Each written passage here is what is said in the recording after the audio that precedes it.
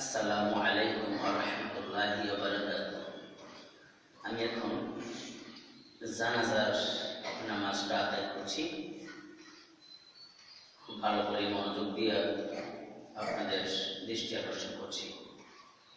প্রথমে আমি লাশটাকে সামনে রাখলাম, লাশের সিনা বরাবর দাঁড়িয়ে গেলাম। পিছনে 3 সারিতে মুসল্লি নিয়ে দাঁড়ালাম। প্রথম সারিতে 3 জন রাখলাম, দ্বিতীয় সারিতে আরো বেশি, তৃতীয় সারিতে আরো বেশি। এমনিভাবে ওটা সুন্নাত তরিকা, প্রথম সারিতে যারা, পিছনের সারিতে আরো কম বেশি, এই হিসেবে কাতার করা সুন্নাত। আমরা এখন জানাজার নামাজ শুরু করলাম। নামাজের যে নিয়ম পদ্ধতি সেটা প্রথমেই জানাজার নামাজ দাঁড়াতে যাই নামাজের দোয়া পড়ে নিলাম। ইন্নী ওয়াজ্জাহতু ওয়াজহিয়া লিল্লাযী ফাতারাস সামাওয়াতি ওয়াল আরদা হানিফাও ওয়া মা আনা মিনাল মুশরিকিন। যাই নামাজের দোয়া আদায় করলাম। এবার নিয়ত করব। আমরা আরবিতে নিয়ত করব এবং বাংলায় সব ধরনের কথা বলছি। নাওয়াইতু আন উওয়াদ্দিয়া লিল্লাহি তাআলা আরবাআ তাকবীরাতি সালাতিল জানাজা ফারদুল কিফায়া আসসালামু লিল্লাহি তাআলা ওয়াস সালাতু আলান নবী ওয়া দুআউ লিহাযাল মাইয়িত। মহিলা যদি লাশ হয় তাহলে ওয়া দুআউ লিহাযিহিল মাইয়িত। মুসল্লিরা বলবে ইক্তাদাইতু বিহাদাল ইমাম, আর ইমাম সাহেব বলবে আনা ইমামুন লিমান হাযারা ওয়া মা ইয়াহদুর, মুতাওয়াজ্জিহান ইলা জিহাতিল কা'বাতিশ শরীফাতি। আল্লাহু আকবার। নামাজের হাত বাঁধার মধ্যেই হাত বাঁধলাম। এবার সানা করব। সুবহানাকা আল্লাহুম্মা ওয়া বিহামদিকা ওয়া তাবারাকা ইসমুকা ওয়া তাআলা জাদ্দুকা ওয়া জাল্লা সানাউকা ওয়া লা ইলাহা গায়রুক।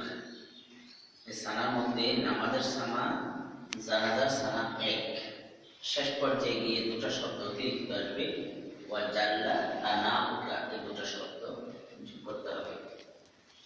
সানার পরে তাকবীর পড়ব, মুখে হাত বাঁধাই থাকবে। আল্লাহু আকবার, হাত বাঁধাই থাকবে। ঈদের নামাজে হাত তাকবীর সাথে উপরে উঠবে, আর জানাজাতে হাত বাঁধাই থাকবে। এবার প্রথম তাকবীর, দুটো তাকবীর শেষ হলো। এবার দুরূদ ইব্রাহিম পড়ব। নামাজের যে দুরূদ শরীফ পড়ি আমরা, আল্লাহুম্মা সাল্লি আলা মুহাম্মাদিন ওয়া আলা আলি মুহাম্মাদ কামা সাল্লাইতা আলা ইব্রাহিম ওয়া আলা আলি ইব্রাহিম ইন্নাকা হামিদুম মাজিদ। আল্লাহুম্মা বারিক আলা মুহাম্মাদিন ওয়া আলা আলি মুহাম্মাদ কামা বারাকতা আলা ইব্রাহিম ওয়া আলা আলি ইব্রাহিম ইন্নাকা হামিদুম মাজিদ। দুরূদ ইব্রাহিম শেষ করে আবার মুখে তাকবীর করব, হাত বাঁধাই থাকবে। আল্লাহু আকবার। তৃতীয় তাকবীর শেষ হলো। এবার মাইয়িতের জন্য দোয়া করব।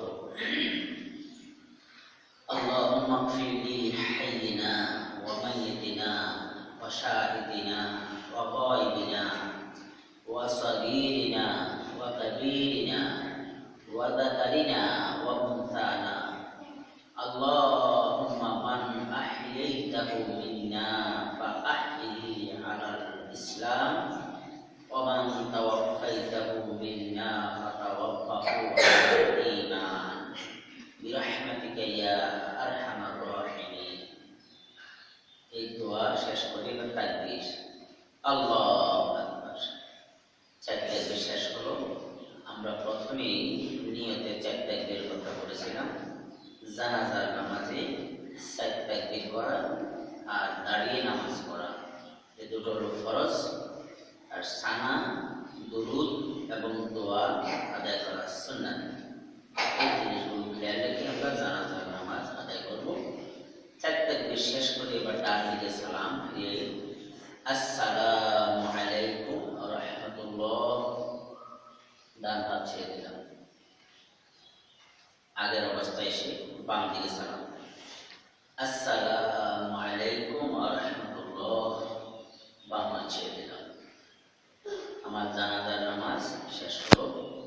জানাজার নামাজের পরে লাশ কাঁধে নিয়ে আমরা কবরে চলে যাব। কবরস্থানে রেখে দাফন কার্য শেষ করে এই মাইয়িতের রুহের মাগফিরাত কামনা করে আমরা দোয়া করব।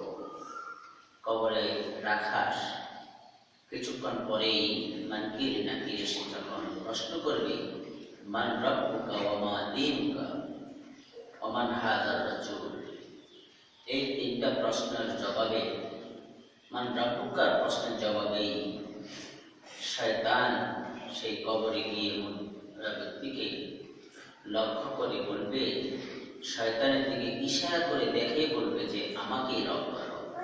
প্রশ্ন করবে তোমার রবকে। ওই শয়তান ওখানে গিয়ে ঈমান হরণ করার জন্য দেরি থাকবে, ইশারা করে বলবে যে দেখিয়ে দেবে, সেজন্য শয়তানকে রব করে। কিন্তু যদি দুনিয়াতে থাকতে প্রকৃত ঈমানদারকে আল্লাহর বিধান মতো চলে যাওয়া যায়, আল্লাহকে রব মেনে দুনিয়ার জীবন কাটানো যায়, তাহলে সেখানে শয়তান স্বীকৃতি পাবে। জবাবটা এসে যাবে রব্বি আল্লাহ, স্বীকৃতি এসে যাবে, জান্নাতের ফয়সালা এসে যাবে। সুতরাং ওই শয়তানের আক্রমণ থেকে বাঁচাটার জন্য কোনো সাহায্য থাকবে না তার। সেজন্য মুর্দার পরে দুনিয়া থেকে জীবিত যারা আছে তারা যদি আমরা তার জন্য মাগফিরাতের দোয়া করি, দুনিয়ার সর্বস্ব পাওয়ার চেয়েও বেশি সম্পদশালী শক্তি হিসাবে মুর্দার মনে করবে। সেজন্য রাসূল সাল্লাল্লাহু আলাইহি ওয়াসাল্লাম দাফনের কাজ শেষ করে বাড়িতে ফেরার আগে সবাইকে নিয়ে দাঁড়িয়ে মুর্দার জন্য দোয়া করেছেন, দোয়া করতে বলে গেছেন। সেজন্য দাফন কাজ শেষ করে আমরা দোয়া করব, দোয়া করে আমরা